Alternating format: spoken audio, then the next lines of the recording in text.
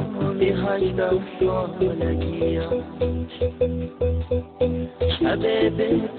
چطور آرام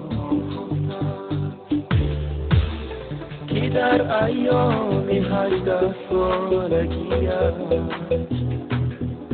با وصفی دختر شیره نگفتم درونی در از استاد بینها با وصفی دختر خط می نوشتم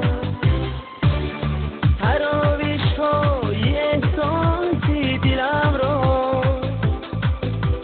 با نام یاری خوشخط می نوشتم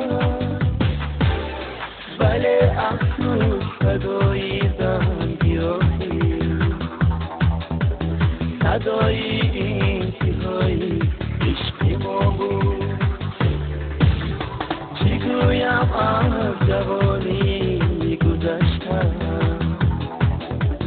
صدای قصه های بی‌وفا بود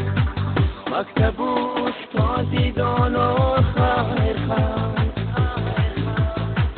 دخترانی شوخ و شهلا خیر زنبی آخیر هم رسید بر گوشی ما هم سیمفونی جانی ما خیر زنبی آخیر هم رسید بر